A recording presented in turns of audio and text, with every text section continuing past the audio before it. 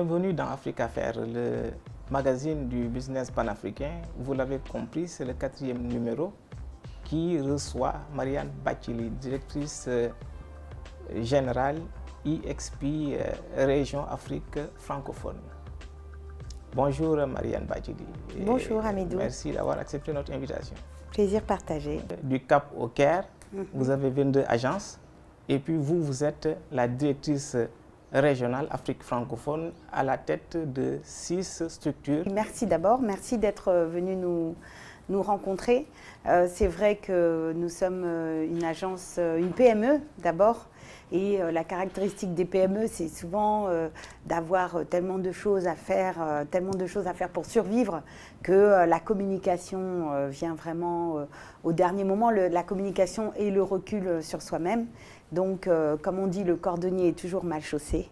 Donc, merci de nous donner l'opportunité de nous raconter à travers cette interview. Donc IXP, pour en revenir à cette agence, c'est une agence de marketing et de communication dont le savoir-faire se situe plutôt sur le terrain, c'est-à-dire des promotions, des campagnes de promotion pour le changement de comportement et l'acquisition de nouveaux consommateurs. Donc c'est un service qui intéresse à peu près toutes les franges de la société, que ce soit de la communication en interne, que ce soit de la communication, je veux dire, de business to consumer, c'est-à-dire des sociétés de produits et de services qui veulent acquérir de nouveaux consommateurs, ou même nous avons 30% de notre business qui se trouve dans le marketing social, c'est-à-dire les changements de comportement pour l'acquisition de comportements qui sont pour le bien-être des populations. À ce moment-là, nous travaillons avec les gouvernements et les agences gouvernementales. Donc, grosso modo, nous sommes installés donc, dans toute l'Afrique. Nous sommes une PME panafricaine. C'est dire si c'est ambitieux. Au départ, nous sommes donc originaires d'Afrique du Sud. C'est une idée sud-africaine née avant la fin de l'apartheid, où il était à l'époque très audacieux de vouloir faire du business en direction des townships. Je dirais la société s'est d'abord développée par contagion naturelle dans les pays anglophones, donc une très grosse direction au Kenya qui gère un petit peu tous les pays limitrophes, Tanzanie, Ouganda, Rwanda, tout francophone. Et pour l'Afrique francophone et centrale, Dakar a été ouvert fin 99. Tout début 2000 je dois dire que bon, en 14 ans, donc nous rentrons dans notre 15e année, non seulement l'agence de Dakar a acquis une certaine maturité, mais en plus nous avons eu l'occasion d'ouvrir la Côte d'Ivoire, le Congo, le Cameroun, le Gabon, etc. Donc les principaux pays d'Afrique francophone et dans lesquels nous avons des clients qui nous sont fidèles maintenant depuis des années. En tout cas, au Sénégal, vous vous êtes fait connaître par vos campagnes de communication dans la rue, le street marketing. Oui. Donc pourquoi avoir opté pour ce type de communication? Tout le temps dans la rue avec des roadshows, par exemple. Alors c'est ce qu'on appelle la communication de personne à personne parce que très simplement, hein, ce n'est pas quelque chose qu'on ait inventé pour l'Afrique, c'est souvent ce que les gens croient, mais en fait le marketing de personne à personne existe partout. C'est-à-dire que c'est le moyen le plus sûr pour installer des nouveaux comportements parce que 80% de ce qu'on fait, 80% des décisions que l'on prend, qu'un être humain où qu'il soit prend, vient de conseils qui lui ont été donnés par des proches. C'est-à-dire que, contrairement à ce que l'on pourrait croire, ce n'est pas la publicité qui nous fait, c'est peu la publicité à travers la télévision ou la radio qui nous fait adopter des comportements. Beaucoup plus sûrement, nous adopterons des comportements si notre meilleur ami, notre père, notre mère, quelqu'un en qui on a confiance, une personne, te dit « Ah, tiens, j'ai essayé ce nouveau produit, il est génial, essaye-le ». Okay, donc c'est ce qu'on appelle le bouche à oreille. 80% des décisions d'achat viennent du bouche à oreille. Donc en fait, nous, notre science, c'est d'activer ce bouche à oreille. Nous, notre savoir-faire se situe dans ce domaine. Donc comment activer le bouche à oreille à travers des groupes cibles. Donc effectivement, c'est plus cher. Hein, c'est pour ça que, je veux dire, c'est un complément de communication. C'est généralement quelque chose, nos stratégies, c'est-à-dire nos campagnes sont utilisées en début de process quand il s'agit de démarrer l'usage et l'utilisation de produits. Et bien sûr, après, une fois qu'on a atteint une masse critique, la communication de masse vient faire le reste du travail. Dans les autres pays, qu'est-ce que vous faites? En tout cas, au Sénégal, on le sait. Donc, vous êtes très actifs avec vos, comme j'ai dit tout à l'heure, le street marketing. Vous êtes tout le temps dans la rue. Dans les autres pays, qu'est-ce que vous faites? Au Mali, par exemple? Alors, au Mali, on a des actions en fait, qui sont sporadiques, dépendant des besoins de nos clients régionaux. Donc, on a des opérations, on fait la même chose, hein, c'est-à-dire que où que vous alliez dans la région francophone, si vous regardez EXP ou nos partenaires, ils feront la même chose, c'est-à-dire du street marketing, du roadshow, tout ce qui est changement de comportement et activation de la demande. Donc, ça peut prendre plusieurs formes, hein, c'est-à-dire qu'il n'y a pas que le street marketing.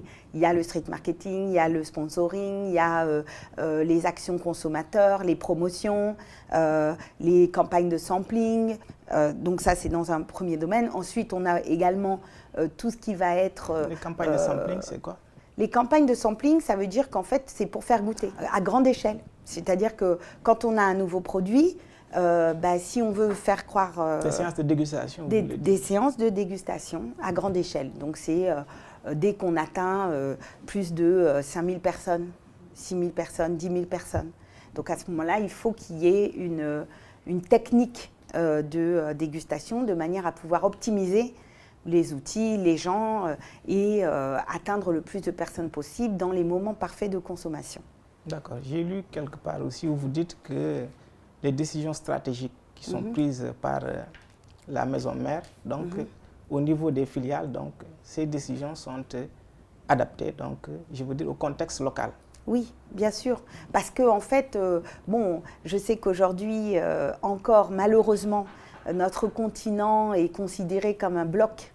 On dit oui, cette société c'est développée en Chine, elle va commencer à avoir des antennes en Arabie ou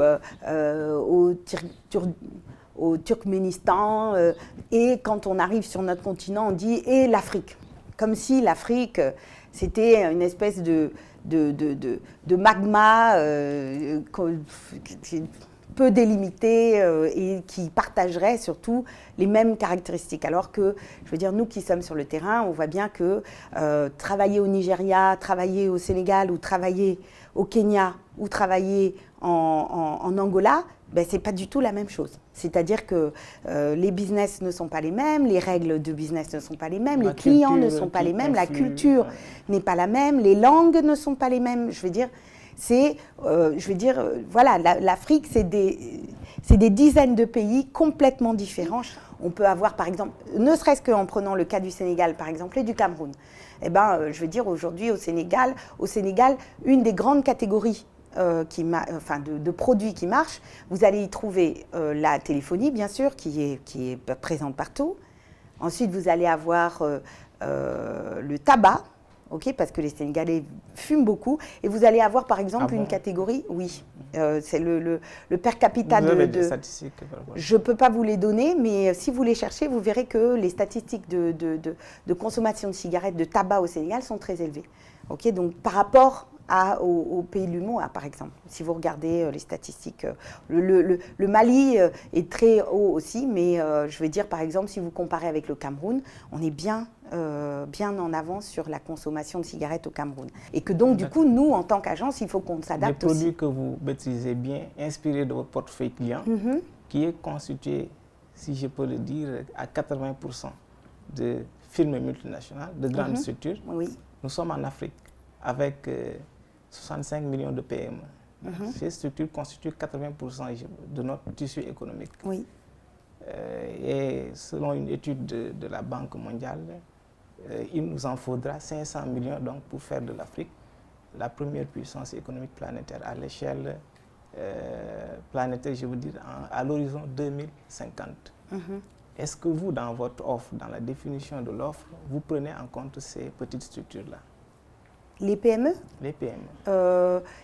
Écoutez, je vais dire, moi, je pense que la caractéristique de la PME, c'est justement d'avoir du mal à pouvoir se permettre de déléguer. C'est-à-dire que dans la croissance d'une PME, la délégation des services en externe, sachant bien sûr que ces services vont être payants, c'est quelque chose de très difficile, en tout cas au démarrage. Donc, il se trouve que, je vais dire, je connais cette problématique de l'intérieur, puisque moi-même, j'ai été en train... voilà, je veux dire, je suis moi-même dans cette réalité. Donc, j'ai tendance à penser qu'il faut attendre que la PME ne soit plus une PME, réellement, et qu'elle ait une pérennité sur le long terme pour qu'elle puisse avoir besoin de services comme nous. Et la vocation finalement des PME, c'est de constituer un réseau de services autour des grandes entreprises. D'accord. Voilà. L'Afrique reçoit beaucoup d'événements, même le Sénégal, c'est un hub économique, donc il reçoit pas mal de rencontres d'affaires. Mais le constat est que c'est les autres qui l'organisent, donc c'est des agences de communication qui sont implantées hors du continent. Est-ce que nos structures, nos agences de communication ont la force de frappe financière qui permet, par exemple, d'organiser ces événements et puis le réseau de structures requis donc, pour organiser? Nous avons pas mal d'événements, le Salon international des mines, le New York Forum Africa, vous avez Mining Indaba qui est organisé en Afrique du Sud, mais à chaque fois, c'est les autres qui l'organisent pour nous. Vous, comment vous l'analysez? Est-ce que vous, par exemple, vous êtes prêt à organiser ce genre d'événement? En ce qui concerne le Sénégal, le problème du Sénégal, c'est que nous n'avons que 12 millions d'habitants, nous sommes un petit pays. Or, pour avoir la logistique et les structures pour organiser ce type d'événement, il faut pouvoir en avoir très régulièrement. Donc, autant notre agence du Nigeria, par exemple, eh ben, ils peuvent organiser tout type d'événements de toute taille, du début à la fin, autant pour nous, par exemple, je veux dire, on a vraiment un problème de taille économique. Vous pourrez vous adosser, par exemple, sur l'agence du Nigeria pour organiser un grand Oui, événement. mais à ce moment-là, il y a des grands problèmes de transfert de matériel, de douane, de difficultés. Donc, et puis, en plus, je pense également qu'on est encore, donc je parlais toujours du problème de notre reconnaissance à nous-mêmes, je crois qu'il y a encore des choses où on ne s'estime pas capable. Nous dans nous. C'est-à-dire que nous dans nous, on estime que pour ça, il vaut mieux aller prendre quelqu'un qui vient d'ailleurs. On est sûr qu'il va faire ce qu'il dit et dire ce qu'il fait. Africafers est à présent terminé. Nous avons eu le plaisir de recevoir Marianne Bathily.